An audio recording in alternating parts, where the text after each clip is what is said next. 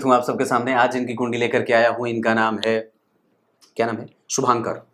और ये हैं बिहार, पटना से।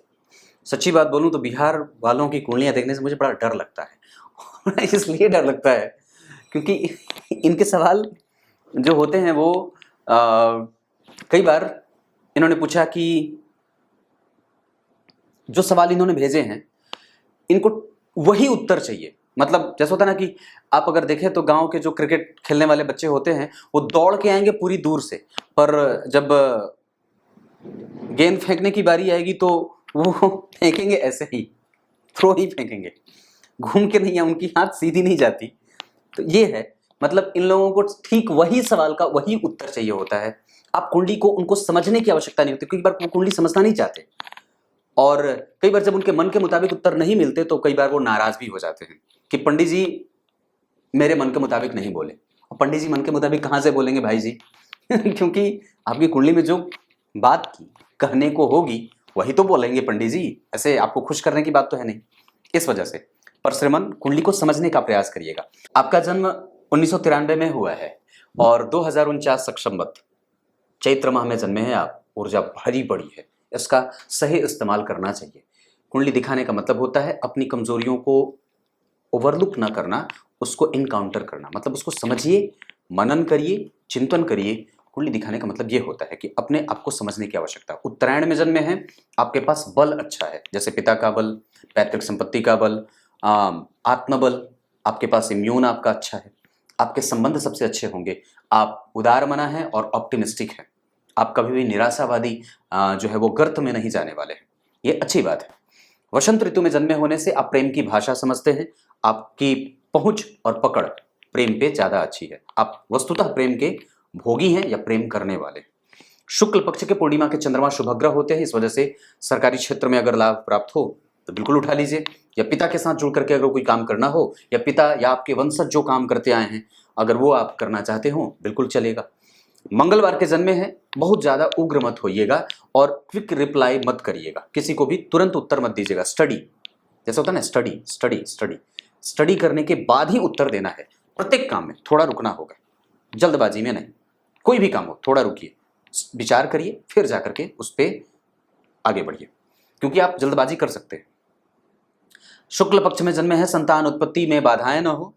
और भाई जी नौमांस खाली है तो संतान उत्पत्ति में बाधा ना हो, क्योंकि यहाँ भी शनि उच्च के बैठे हैं। यहाँ के अधिपति जो शुक्र हैं वो उच्च के बैठे हैं, यहाँ पे शनि उच्च के, यहाँ के अधिपति उच्च के, और इस भाव से ठीक पीछे गुरु चंद्रमा। तो संतति हो तो जाए पर कुंडली मिला लेना आवश्यक होता है, क्योंकि सामने वाले की कुंडली कई बार कमजोर हो सकती है। हस्त नक्षत्र, व्यापार, खुद का कारोबार और अधिकार संपन्न और पद से भरा हुआ आपकी कुंडली इस मामले में आगे जाती है। जहां व्यक्ति पार्टनरशिप में भी व्यवसाय कर सकता है, अपने सगे संबंधियों के साथ जुड़ करके कोई भी कारोबार स्थापित कर सकता है, या खुद का काम सबसे ज्यादा बढ़िया रहे अगर नौकरी ना लगे तो। ध्रुव योग में जन्मे हैं, अटल, सत्य बोलने वाला, अटल और अविनाशी, चिंतन मनन करने वाला, गंभीरता से निर्णय लेने की स्थिति आपकी कुंडली में बहुत अच्छी है। इस वजह से कभी भी इस चीज को कमजोर मत होने दीजिएगा जल्दबाजी में कोई निर्णय लेकर के। ध्रुव योग में जन्मे होने से व्यक्ति बहुत ही गंभीर बुद्धि का होता है और वैश्य वर्ण और देवगण के होने के कारण सबको साथ लेकर के चलने वाला, सबके आशीर्वाद से अपने प्रभाव को बेहतर स्थिति को प्राप्त करने वाला होता है। इस कुंडली में बताऊंगा, पर पंचांग में सबसे अच्छी बात है शुक्ल पक्ष के पूर्णिमा का चंद्रमा थोड़े कमजोर होंगे क्योंकि उसमें खालीपन भी होगा। अब वो कृष्ण पक्ष की तरफ बढ़ने वाले हैं ना। मंगलवार का जन्म थोड़ा नेगेटिव हो सकता है, और उत्तरायण बड़े अच्छे, ध्रुव योग बड़ा अच्छा, नक्षत्र बड़े अच्छे। तो ये चीजें आपकी कुंडली में अच्छी बनी है। चंद्रमा हस्त के हैं, दवाइयां हस्त नक्षत्र में मत लीजिएगा, दान वगैरह हस्त नक्षत्र में ना करिएगा। आपकी कुंडली में पुनर्वसु नक्षत्र अच्छा होगा, रेवती, धनिष्ठा, मृगशीरा, अनुराधा, पुनर्वसु, पुष्य, रोहिणी, ये कुछ अच्छे नक्षत्र आपके लिए साबित हो सकते हैं। ये मिथुन लग्न की कुंडली है, इसके लिए एक संख्या अच्छी रहेगी, उत्तर दिशा अच्छी रहेगी, बुधवार का दिन और शनिवार का दिन अच्छा रहेगा। और आपकी कुंडली के लिए कारक होंगे शनि, अष्टम का दोष भी लगेगा। दूसरे कारक के ग्रह के रूप में आपकी कुंडली में पंचम भाव के अधिपति शुक्र बनेंगे, और सबसे बढ़िया तो आपकी कुंडली में बुध स्वयं होते ही हैं, क्योंकि चतुर्थ और लग्न के अधिपति होते हैं। शुक्र उच्च के, इस वजह से व्यक्ति के जीवन में विदेश जा करके काम करना हो, अपने जन्म स्थान से दूर जाना हो, पिता के साथ संबंध में मजबूती, माता के साथ सुखपूर्वक जीवन बिता दे, और घर पे रहे तो भी ठीक है, आप घर पे भी रह सकते हैं, एक एवरेज दूरी पे जाकर के आप अपना काम संभाल सकते हैं। कुंडली में सबसे अच्छी बात, लग्नेश का भाग्य में जाना भाग्येश के साथ, ये सबसे अच्छी बात है। इसका सीधा सा मतलब होगा प्रभु जी कि आपके भाग्य में पूर्वजों का आशीर्वाद, पितरों का बल, माता पिता का सुख और पिता का संपूर्ण सुख, साम्राज्यवादी होना, औपनिवेशिक विचारधारा का व्यक्ति धारण करने वाला होता है और सत्कार करता है, कभी भी उन्मादी नहीं होता, गंभीर होता है, बुद्धि से संपन्न होता है, गांभीर्य होती है, बुद्धि की गंभीरता और तकनीक का जानकार, ये बड़ा अच्छा हो। शनि का बुध के साथ भाग्य में बैठना व्यक्ति को भाग्य से संपन्न बना दे, और सबसे अच्छी बात है कि व्यक्ति जो है वो किसी न किसी वजह से अपने आप को समाज में परिचित कर लेता है और उसकी पहुंच अच्छे लोगों तक होती है। यहाँ पे शुक्र का उच्च का होना और सूर्य उच्चाभिलाषी, ये स्थिति बड़ी अच्छी होगी जहां सूर्य दिग्बली हो जाएंगे रेवती नक्षत्र में और शुक्र उत्तरा भाद्रपद के, ये स्थिति अच्छी होगी क्योंकि शनि स्वग्रही है, यानी कि सूर्य जिस नक्षत्र में बैठे वो नक्षत्र आपको बुद्धिमान बना रहे और शुक्र जिस नक्षत्र में बैठे उससे आपको अनुभव की स्थिति तो मिल ही रही है, साथ ही साथ भाग्य का बल भी मिल रहा है। मतलब आपकी कुंडली जो है वो सरकार से जुड़ करके पदस्थ अधिकारी के रूप में श्रेष्ठ पदों पे विभूषित करने के लिए, क्योंकि गुरु और चंद्रमा का योग यहाँ बहुत ज्यादा अच्छा होगा, पर ये पेट के रोग और आपको साहसी दोनों बना देंगे, मतलब लड़ने की क्षमता, प्रवृत्ति अच्छी और बेहतर स्थिति बनेगी। लग्न के अधिपति का भाग्य में भाग्येश के साथ जाना और गुरु का लग्न से केंद्र में होना चौथे 10वें, तो ये अच्छी बात होगी। मंगल का गुरु को देखना, शिक्षकीय गुण, गुरु और चंद्रमा का एक साथ बैठना और बहुत बेहतर, मतलब इससे ज्यादा अच्छी बात तो कुछ हो नहीं सकती है। और सूर्य और शुक्र का यहाँ बैठना, जहां शुक्र और चंद्रमा का एक दूसरे को देखना, गुरु का सूर्य को देखना, व्यक्ति चारित्रिक और नैतिक रूप से कभी भी पतित नहीं हो सकता, इस पे 100% भरोसा किया जा सकता है। व्यक्ति खुद का कारोबार करे तो ज्यादा अच्छी बात होगी। हालांकि अगर नौकरी का प्रयास अगर मैं कहूं तो अभी आपकी कुंडली में राहु अब खत्म होने वाले हैं, बहुत अच्छी बात है, और मैं समझता हूं कि राहु अच्छे थे भी नहीं, बहुत अच्छे बैठे भी नहीं थे और अच्छी राशि भी उनको नहीं मिली थी, इस वजह से उन्होंने आपको भरपूर धोया है पीट पीट करके। राहु ने सूर्य को देखा था, आत्मबल भी कमजोर किया है और ये दशा आपको परेशान भी करी है। वस्तुतः इसमें आपने बहुत सारी चीजें जो है वो अल्टीमेटली पाई भी होंगी, पर उसका कोई विशेष लाभ दिखता नहीं है जब आप पीछे मुड़ करके देखते हैं, तो सामान्य ही चली हैं चीजें। लेकिन एक बात कहूंगा कि केतु का 12वें जाना ये थोड़ा संतुष्टिजनक, मंगल का लग्न में आना जो जन्म कुंडली में आपके प्रवृत्ति को बल देते हैं, साहसी नेचर देते हैं, दृढ़ संपन्न बनाते हैं, दृढ़ प्रतिज्ञ बनाते हैं, कामुकता तो नहीं रहेगी लेकिन शिक्षकीय गुण होते हैं, कन्विंसिंग कैपेसिटी अच्छी होती है और प्रभावित करने की क्षमता दिव्य होती है। व्यक्ति अपने से बड़े लोगों का, अपने गुरुजनों का, अपने से श्रेष्ठ लोगों के साथ संपर्क में आता है और पदासीन पदारूढ़ हो जाता है। एक ऐसी स्थिति जहां पे गुरु और शुक्र का जब एक दूसरे को देखना हो जाए तो व्यक्ति अनुभव का मालिक होता है और साथ ही साथ उसके पास धैर्य धारण करने की क्षमता दिव्य होती है। गुरु और चंद्रमा का एक दूसरे के साथ बैठा होना, जहां मिथुन लग्न की कुंडली के लिए धन भाव के अधिपति होंगे चंद्रमा, और वहां पे वो धन के कारक गुरु के साथ जब सुख भाव में बैठेंगे तो माता और पिता दोनों से व्यक्ति को सुख मिल जाता है और व्यक्ति का कर्म क्षेत्र कभी भी प्रभावित नहीं होता है। निस्संदेह ये कुंडली एक बार आपको दाम्पत्य पे विचार करने के लिए जरूर ही गुण प्रदर्शित करती है कि हमें विचार कर लेना चाहिए, क्योंकि मिथुन लग्न की कुंडली के लिए जो सप्तम भाव के अधिपति होंगे वो गौर से देखिए गुरु ही होंगे, और ये बैठे हैं किसके साथ, अपने भाव से अष्टम भाव के अधिपति चंद्रमा के साथ, और इस भाव के अधिपति पीछे जाकर के शत्रु के घर में बैठे हैं, बुध के घर में, और वहां के अधिपति देखिए शनि बैठे हैं शनि के साथ। मतलब चतुर्थ के अधिपति, ध्यान से समझिए मेरी तरफ देखिए, चतुर्थ के अधिपति नवम में गए, ये बहुत अच्छी बात होगी जहां व्यक्ति श्रवण कुमार की तरह अपने पुत्र अपने पिता और माता की सेवा करता है और धर्म के पथ पर चलते हुए धर्म का धारण, धर्म ध्वज रक्षक होता है। एक बात और कहूंगा, वो कभी भी किसी से विलासिता से युक्त होकर बात नहीं करे, वो कभी भी किसी संपूर्णता की स्थिति को प्राप्त करने के पीछे लालची नहीं होता, वो कभी भी अपने नैतिक तत्वों को, अपनी मोरालिटी को डाउन नहीं करना चाहता है। हालांकि उसके सामने कभी ये स्थिति आएगी भी नहीं, परिस्थितियां बिगड़ती भी रहेंगी तो भी उसके पास बल रहेगा, उसके पराक्रम का, उसके ज्ञान का, उसके विशिष्ट और वैशिष्टिक सिद्धांतों पे वो अपने जीवन को चलाने वाला होता है। ये गुरु और शुक्र का देखना बहुत अच्छी बात होगी। चंद्रमा और शुक्र का एक दूसरे को देखना दाम्पत्य को मजबूती तो देंगे, पर ये दबाव यहाँ पे काम करेगा क्योंकि वैक्यूम हुआ है, ये छत्र खाली हुआ है ना, और चंद्रमा, गुरु, मंगल और बुध ये सारे 12वें जा रहे हैं। इसका मतलब है कि व्यक्ति का जो एक माइंडसेट बनेगा वो कहीं ना कहीं अलगाववादी बन जाता है।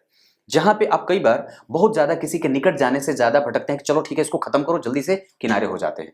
ये भाव विकसित ना हो कभी भी दाम्पत्य में, और जिम्मेदारी से उस रिश्ते को निभाने की बात होगी, क्योंकि आपकी कुंडली में जो द्वितीय भाव है, यहाँ के अधिपति भगवान बाहर गए हैं, उच्च के बैठे हैं, व्यय बढ़ता है, सूर्य राहु के साथ है, ये ठीक नहीं है, शुक्र वृश्चिक राशि के, ये ठीक नहीं है, सप्तम के अधिपति 12 में गए हैं। कई बार व्यक्ति की पत्नी या व्यक्ति स्वयं जाहिर नहीं कर पाते मैं तुमसे प्रेम करता हूं या मैं तुमसे प्रेम करती हूं। क्लियर है? दशमांश कुंडली में जो स्थिति बन रही है वहां पे शनि का लग्न में बैठना, सूर्य का सरकारी क्षेत्र से लाभ देना, शनि की 10वीं दृष्टि यहाँ पे, गुरु जो है वो तुला के बैठे हैं और लग्न के अधिपति होकर के चंद्रमा के साथ, बुध के साथ, शैक्षणिक क्षेत्रों में लाभ मिले, रिसर्च वगैरह का क्षेत्र बढ़िया रहे, मनन चिंतन करने में व्यक्ति को दिक्कत होती है थोड़ी सी, और वहां पे व्यक्ति को कई बार जब चंद्रमा और बुध का संबंध यहाँ बनेगा तो कई बार व्यक्ति अपग्रेड नहीं कर पाता, अपनी स्थिति को समझ नहीं पाता, कमजोरियों को पकड़ नहीं पाता है। तो आपको इस पे काम करने की आवश्यकता है कि मेरे लिए कौन सा चैप्टर जरूरी है और परीक्षा के लिए किस भाव का और किस चैप्टर का अध्ययन आवश्यक है। मैं जहां तक समझता हूं तो जन्म कुंडली के द्वितीय भाव के अधिपति का चतुर्थ में आना ये धनवान और महा सौभाग्यशाली योग और भाग्यशाली योग भी बनाएगा, महाधनी योग भी बनाएगा। लग्न के अधिपति का भाग्य में जाना भाग्यशाली योग, पराक्रम के अधिपति का तृतीय अपने भाव से 8वें जाना ये व्यवसाय करने का योग पैदा करेगा। चतुर्थ भाव के अधिपति का भाग्य में जाना महाभाग्यशाली और धनवान योग बनाएगा। पंचम के अधिपति का योग कारक स्थिति बनाना व्यक्ति को पदासीन और राजनीति और पद में आरूढ़ बना देता है। छठवें भाव के अधिपति का लग्न में जाना ऊंची प्रतियोगिता में शामिल करवाता है और उसमें सफलता भी देता है। सप्तम भाव के अधिपति का अपने भाव से पीछे द्वितीय भाव के अधिपति के साथ संबंध बनाना, खुद का रोजगार बहुत ही अच्छे तरीके से व्यक्ति खुद के गल्ले पे बैठ जाता है। अष्टम भाव के अधिपति का नवम भाव में बैठना ये व्यक्ति को कृतज्ञ बनाता है, स्वभावतः व्यक्ति को अच्छे नेचर का बना देता है, दुश्मनों से सुरक्षा करवाता है और व्यक्ति कभी भी निंदनीय नहीं होता, उसका भाग्य उसके साथ हमेशा रहता है, थोड़ी बहुत कमजोरी के साथ। लेकिन जो कमजोरी चूंकि अष्टम के भी अधिपति होकर के वो पैदा करेंगे, वो बुध के यहाँ बैठ जाने से और मंगल के यहाँ बैठ जाने से कई बार अच्छी होगी। मंगल की 8वीं दृष्टि यहाँ उच्च की पड़ेगी, आयु मिलती रहे, और 8वीं के बाद अगर आप गौर करें तो 7वीं दृष्टि मंगल की अच्छी और चौथी दृष्टि थोड़ी कमजोर। इस वजह से कई बार माता को रोग व्याधि वगैरह मिल जाती है, ये बात मैं देख रहा हूं। नवम के बाद दशम भाव के अधिपति का दशम को देखना, और यहाँ पे आप जरा गौर करें तो शुक्र उच्च के, सूर्य दिग्बली, ये बहुत ही श्रेष्ठ स्थिति का निर्धारण कर रहे हैं, जहां वो व्यक्ति को कई बार कर्म में और धर्म में कंफ्यूज कर सकते हैं। जहां कई बार आपको वो आलसी बनाएंगे शुक्र की दशा में, वहीं सूर्य की दशा में आपका सौष्ठव बढ़ेगा और आपका पराक्रम बढ़ेगा, आपका दिग्बलत्व बढ़ेगा, आपकी स्थिरता बढ़ेगी, आपकी पहचान को मजबूती मिलेगी। जहां सूर्य की दशा में व्यक्ति प्रखर बुद्धिमानी से युक्त होकर के निर्णय लेने वाला होता है और श्रेष्ठ लोगों के साथ संपर्क स्थापित करके अपनी भुजाओं को बल देता है। एकादशवें भाव के अधिपति मंगल जन्म कुंडली में अगर बैठे हो लग्न में और वो रोगेश भी होते हैं तो कई बार व्यक्ति को ऋण में उलझना पड़ता है, देने से बचना चाहिए। वस्तुतः आपके पास उतने बल की आवश्यकता मैं नहीं महसूस करता हूं कि आपको किसी से लड़ने की आवश्यकता है, क्योंकि 12वें के केतु आपको कई बार फंसा देंगे, उलझा देंगे, और शत्रु हमेशा बने ना रहे, इसका ख्याल रखना होगा। ऐसा इसलिए क्योंकि राहु यहाँ ठीक नहीं बैठे, उनकी दृष्टि शुक्र और सूर्य दोनों पे है। तो राहु अगर सूर्य और शुक्र दोनों को देखेंगे तो किसी न किसी वजह से आपके पराक्रम को क्षय करेंगे, पराक्रम को कमजोर करेंगे, धन हानि का संकेत पैदा कर सकते हैं और साथ ही साथ कर्म क्षेत्र को कंफ्यूज भी कर सकते हैं, क्योंकि वस्तुतः वो बहुत अच्छे नहीं देख रहे, तटस्थ राशि को देख रहे हैं। तो वहां पे 50% के अच्छे, 50% के बुरे, और उस राहु के ऊपर किसी भी शुभ ग्रह का कोई प्रभाव तो है नहीं। भाग्य भाव से बैठ करके शनि की 10वीं दृष्टि पड़ेगी। इस वजह से शनि राहु केतु का प्रभाव जब छठे भाव पे हो जाए तो स्वास्थ्य ठीक रहे, पर गैस्ट्रिक पेशेंट व्यक्ति होता है, शहद का इस्तेमाल जरूर करना चाहिए। पेट में वही भोजन डाला जाए जो पच जाए, क्योंकि आपके पेट की प्रबलता और जो अष्टम भाव है उसकी प्रबलता ठीक है, लेकिन लग्नेश अष्टम भाव के अधिपति के साथ, सुखेश अष्टम भाव के अधिपति के साथ युति कर रहे हैं, क्योंकि वो अगर गौर करें तो वो विषम राशि में बैठे हैं, स्वग्रही यश महापुरुष योग का बल मिलेगा। लेकिन चूंकि सूर्य केंद्र में आ रहे हैं और शुक्र भी केंद्र में आ रहे हैं, तो ये दोनों के केंद्र में आने से कई बार, और वो चूंकि अष्टम के अधिपति अगर नहीं होते तो कुछ अच्छे परिणाम और भी ज्यादा दे सकते थे। अगर वही 11, 10 यहां लिखता, 11 यहां लिखता, तो और भी मजबूती मिल सकती थी। गुरु की नीच दृष्टि इस भाव पे है, इस भाव पे किसी भी शुभ ग्रह का कोई प्रभाव है नहीं, इस कारण से थोड़ी कमजोरी जरूर मिलेगी। लेकिन व्यक्ति समाज के लिए, देश के लिए प्रवृत्ति उसकी अच्छी रहे, दान के लिए, सामाजिक उन्नति के लिए, जन सेवा के लिए, बड़े स्तर पे जाकर के अपने आप को विश्व प्रसिद्ध बनाने के लिए काम कर सकता है। आपकी कुंडली के आधार पर जो मैं अभी देख रहा हूं उसमें गुरु से संबंधित आप कोई भी काम कर लेंगे तो अच्छा रहेगा। खाने पीने की सामग्री और राजनेता बन सकते हैं। चंद्रमा की स्थिति अच्छी है, गुरु चंद्रमा का योग बना है, शुक्र और गुरु का एक साथ देखना एक दूसरे को, ये महान जो है वो भाग्यशाली योग बनाएगा। वस्तुतः इस कुंडली के लिए शुक्र पंचम भाव के अधिपति होकर के उच्च के हुए हैं, तो यश, कीर्ति, मान, सम्मान, पद, प्रतिष्ठा, पुत्र, पौत्र, धन, धान्य और ऐश्वर्य की कमी नहीं होती है। आप अपनी ऊर्जा को कितना सेटल कर पाते हैं, आप अपनी ऊर्जा का कितना सही इस्तेमाल कर पाते हैं, क्योंकि शुक्र की स्थिति बिल्कुल अच्छी है और उस पर किसी भी प्रकार से किसी पापग्रह का कोई प्रभाव नहीं है। गुरु के ऊपर किसी भी पापग्रह का कोई विशेष प्रभाव नहीं है। मंगल देख भी रहे हैं तो वो लाभेश होकर के देख रहे हैं। रोगेश हैं, इस वजह से पेट का रोग वगैरह या कई बार पेट में अल्सर वगैरह की स्थिति बनती है, इसका ध्यान रखना होगा। गर्मी चढ़ती है, बुखार लगता है, तपन की स्थिति बढ़ती है, ये बात दिख रही है। सूर्य बुद्धिमान बना रहे नक्षत्र में, चंद्रमा जन्म कुंडली में शांत और स्थिरता प्रदान कर रहे हैं, माता के आयु की वृद्धि कर रहे हैं। वस्तुतः आपकी कुंडली में मंगल जो है वो आपको अनुभवी और कन्विंसिंग कैपेसिटी अच्छी दे रहे हैं। वहीं बुध आपकी कुंडली में जिस स्थिति में बैठे हैं उसके आधार पर आपके अंदर वो भक्ति भाव का बल बढ़ा रहे हैं और उनकी प्रबलता में वृद्धि कर रहे हैं। वहीं गुरु आपकी कुंडली में शांति और स्थिरता पैदा कर रहे हैं और आपके अनुभवों में संग्रह करने वाले अनुभवों का बल बढ़ा करके आपके जीवन के धारणाओं को सकारात्मक रास्ते पे ले जाना चाहते हैं और आपको किसी भी तरीके से नुकसान नहीं पहुंचाना चाहते।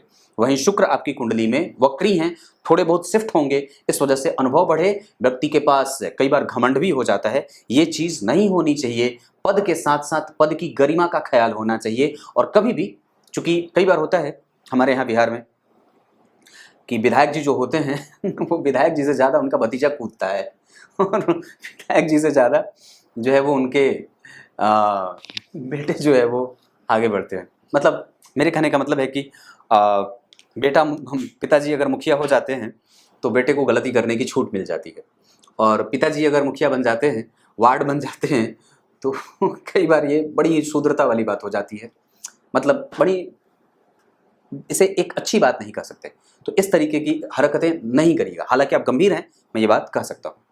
दूसरे नंबर पे अगर बात कहूँ तो केतु आपको पौराणिक बना रहे हैं, आपको अनुभवी बना रहे हैं, आपकी वाणी का प्रभाव बढ़ा रहे हैं और वस्तुतः आपको वो अनुभव तो दे ही रहे हैं, साथ ही साथ वो आपको थोड़े से विकृति भी पैदा करने का काम करेंगे। जहां आपको कई बार अपने चाचा चाची, मामा मामी, इन लोगों के साथ कंफ्यूजन में जीना पड़ता है और कई बार आपके ऊपर ये दबाव काम करेगा कि आप उनके साथ संबंधों को कितनी अच्छी और कितनी मजबूती दे रहे हैं। क्योंकि ये बात यहाँ पे है, जो यहाँ के अधिपति हैं वो लग्न में बैठे हैं तो उनका प्रभाव रहेगा, पर जीवन के आरंभ में वक्त बेवक्त वो बदल जाते हैं। गुरु की दशा आ रही है, लाभ उठाइए। और दरअसल एक बात और भी कहूंगा कि आपकी कुंडली में गुरु भी वक्री हैं और दोनों ही ग्रह क्रमशः गुरु और शुक्र दोनों एकदम बिल्कुल टोटल उतने ही बल के साथ हैं और एक दूसरे को देख रहे हैं, तो उनका क्लैश होगा। तो वहां पे अब आप अपने अंदर किस चीज का बल बढ़ाना चाहते हैं यह आपके ऊपर निर्भर करेगा। पर यहाँ पे विशेषतया मैं जो बात कहूंगा, यहाँ पे गुरु का बल और जो नवांश कुंडली देख रहा हूं उसमें शुक्र का बल, इन दोनों में शुक्र के बल की अधिकता देखी जाएगी और शुक्र ज्यादा बलवान होंगे। तो शुक्र के बलवान होने से व्यक्ति के पास पद की गरिमा और बड़े लोगों का संपर्क और पिता का लाभ, ये सारी चीजें बड़ी अच्छी तरीके से मिल जाती है। इसका आपको सदुपयोग करना चाहिए। इसी चीज के कारण मैंने कही थी बात कि कई बार व्यक्ति घमंडी हो जाता है, क्योंकि अब मैं उसको समझा रहा हूं और पहले मैंने उसका प्रेडिक्शन किया था। दशाओं के क्रम में अगर मैं बात करूंगा तो आपकी कुंडली के लिए सूर्य जो कि तृक भाव के अधिपति हैं और इस कुंडली के लिए वो मेहनत ज्यादा कराते हैं और बैठे हैं दशम स्थान में, तो आपको वो नौकरी से ज्यादा आपके व्यवसाय में सपोर्ट करेंगे। क्लियर है? पर नौकरी का योग बनता है। आपकी कुंडली में मंगल और बुध का जो संबंध है वो कहीं ना कहीं बहुत अच्छा बन रहा है, केंद्र में है दोनों एक दूसरे से, नहीं तो त्रिकोण में तो है ही, तो ठीक है। चंद्रमा जहां बैठे हैं वो उनका दिग्बल क्षेत्र है, वो उनका कारक क्षेत्र भी है और शुक्र जैसे ग्रह की दृष्टि पड़ रही है, नीच की दृष्टि है, पर गुरु वहां बैठे हैं तो काम करे अच्छा। इस वजह से वो कम से कम आधा परिणाम तो बेहतर दे ही देते हैं। मंगल आपकी कुंडली में अच्छे नहीं होते, उनकी दशा काल में बचने की आवश्यकता होगी। घर में चोरी ना हो, घर की महिलाएं सुरक्षित रहें। किसी भी तरीके का झगड़ा लड़ाई इन सब चीज़ों से बचने का प्रभाव विकसित करना होगा और अपने दबदबा को मजबूत करके रखना होगा कि कोई आपको कमजोर ना समझे। बुध आपकी कुंडली में आधा परिणाम करेंगे क्योंकि वो लग्नेश होकर के भाग्य भाव में बैठे हैं। अस्त वगैरह तो नहीं है, पर हाँ वो निश्चित रूप से एक बात कहूं तो वो राहु से केंद्र में जा रहे हैं और वो 24 डिग्री के हैं तो थोड़े बहुत कमजोर होंगे और नीचा विलासी होने के कारण थोड़ी कमजोरी भी मिलेगी, लेकिन उनका जो प्रभाव होगा वो कभी भी कमजोर मैं नहीं समझता हूं कि होगा, क्योंकि वो भाव से अच्छे बैठे हैं। कई बार थीसिस कुछ और कहे, परिणाम कुछ और कहे, लेकिन मैं परिणाम पे ज्यादा ध्यान दूंगा, तो यहाँ पे उनके प्रभावों को कमजोर नहीं कहूंगा, वो ठीक है, क्योंकि नवांश कुंडली में भी वो लग्नेश होकर के बैठे हैं, खराब नहीं बैठे हैं। यहाँ पे भी वो सप्तमेश और चतुर्थेश होकर के जाकर के जन्म कुंडली में बुध के साथ बैठे हैं। थोड़ी कमजोरी कर्म क्षेत्र के लिए जरूर रहेगी, लेकिन फिर भी वो अगर आप गणेश जी की पूजा करते रहें, विष्णु सहस्त्र नाम वगैरह का पाठ करते रहें तो ये दिव्यता बनी रहती है। गुरु जो हैं वो इस कुंडली के लिए तो अच्छे नहीं होते, सप्तमेश और दशमेश होते हैं, मारक भी हो जाते हैं। चंद्रमा के साथ बैठे हैं जो कि द्वितीय भाव के अधिपति हैं, तो व्यक्ति को खुद का काम कर लेना चाहिए। और गुरु की दशा आपकी कुंडली के लिए बहुत ज्यादा अच्छी ना जाए, फिर भी आपको कम से कम वो मेंटल पीस देती रहेगी, मानसिक शांति मिलती रहेगी। गुरु के बाद अगर शुक्र की बात करते हैं तो आपकी कुंडली के लिए वो बेहतर हैं और अच्छे परिणाम भी देंगे। शनि भी आपकी कुंडली के लिए अच्छे परिणाम देंगे, जहां पे आप भवन, भूमि, वाहन, भौतिक सुख सुविधाएं, पद और अपने प्रभाव का लाभ, लोगों को शामिल करना, हुजूम में शामिल करना और सामाजिक क्षेत्र में आगे बढ़ना, राजनीति का लाभ ले लेना, सरकार से और पिता से वर्चस्व स्थापित हो जाता है, व्यक्ति को कुछ लाभ मिल जाता है, ये चीजें दिख रही हैं। पैतृक संपत्ति का सुख आपको हमेशा मिलता रहे और व्यक्ति को वैचारिक उत्थान की हमेशा ही श्रेष्ठ स्थिति बनती रहती है। शनि ठीक है, शुक्र ठीक है, राहु और केतु आपकी कुंडली के लिए अच्छे नहीं हैं। इस वजह से राहु और केतु की दशाएं कमजोर जाती हैं, जहां व्यक्ति बिल्कुल ही कंफ्यूज रहता है कि उसको क्या करना है, कई बार काम बनते बनते बिगड़ते हैं। ये एक राहु की सामान्य सी परिभाषा वाली बात हो जाती है। ये आपकी कुंडली है। दशाओं के क्रम में अगर बात करूं तो आपकी कुंडली में जो होरा चार्ट है वहां पे राहु की दशा तो अच्छी नहीं गई होगी, पर इसके बाद जो गुरु आ रहे हैं इसमें आपको मेहनत करने की बात होगी। शनि जो है वो उसमें भी मेहनत करवाएंगे और उसके बाद आपकी कुंडली में बुध और मंगल की दशाएं अच्छी जाएंगी। इस कुंडली में वो मैं देख रहा हूँ, मंगल की दशा तो निकल चुकी है, पर बुध आपके अच्छे जाएंगे। तो मैं एक बात कहूँ तो बुध की दशा तो खैर बहुत बाद में है, लेकिन इतनी बात जरूर कहूंगा कि आपकी कुंडली में अभी शुक्र, गुरु, चंद्रमा, शनि, राहु, केतु और सूर्य ये सब आपसे मेहनत करवाएंगे, यानी कि ये कुंडली मेहनत मांगेगी, खास करके तब और भी ज्यादा जब लग्नेश शनि जैसे ग्रह के साथ बैठे हों। हालांकि बहुत अच्छी बात है कि वो भाग्य भाव में बैठे हैं, नहीं तो और भी ज्यादा कमजोरी हो सकती थी। अब इस कुंडली में कमजोर पक्ष के बारे में थोड़े सा आपका ध्यान, सब अच्छी चीजें नहीं बताऊंगा। राहु का सूर्य को देखना ये ठीक नहीं है, और रोगेश का लग्न में बैठना ये ठीक नहीं है। धन भाव के अधिपति के ऊपर केतु की दृष्टि ये ठीक नहीं है। 12वें भाव के भी तो अधिपति देख रहे हैं, ये ठीक नहीं है।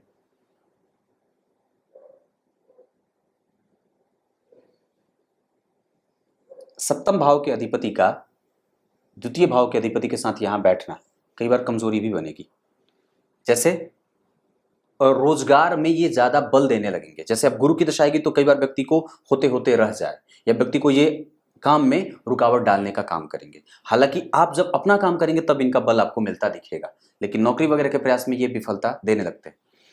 सीधे तौर पे चतुर्थ भाव के अधिपति और छठे भाव के अधिपति का कोई संबंध नहीं बना है, मंगल और बुध का, ना तो ये देख रहे हैं और ना आपस में बैठे हैं। इस वजह से कई बार व्यक्ति का ध्यान आकृष्ट नहीं होता है उस तरफ, वो जल्दी ही कुछ करना चाहता है, धन कमाना चाहते हैं।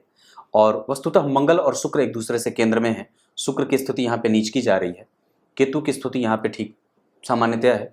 सूर्य यहाँ पे डिग्री में जो बैठे हैं वो थोड़े, अगर मैं देख रहा हूँ तो यहाँ पे वो सूर्य जो है वो 22 डिग्री के थोड़े कमजोर जरूर है। इनके बल को आपको और भी ज्यादा आंकने की आवश्यकता होगी। सूर्य को अर्घ, रविवार को नमक बंद, गाय की सेवा, एकादशी का आरंभ व्रत करिए। आप बच्चे हैं कर सकते हैं, मेरे छोटे भाई भी हैं वो भी करते हैं, और ये चीज करना चाहिए। और क्या बताऊं, संतान वगैरह का सुख आपकी कुंडली में अच्छा है, रिकॉग्निशन आपको मिल जाएगी, मानसिक सुख, मानसिक शांति, ये सब चीजें ठीक हैं।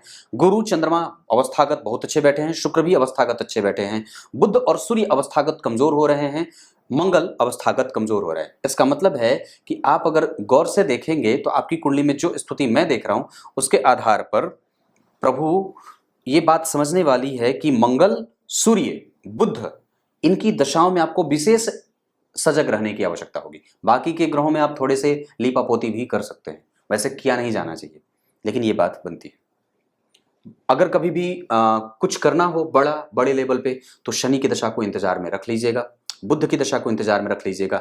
गुरु आपके लिए और शुक्र आपके लिए लाभदायक हो सकते हैं कोई भी अच्छा काम करने के लिए। बाकी अगर कुछ करना होगा तो मंगल की दशा को अवॉइड करिएगा, और चंद्रमा और सूर्य की दशा को भी अवॉइड किया जा सकता है। क्लियर है?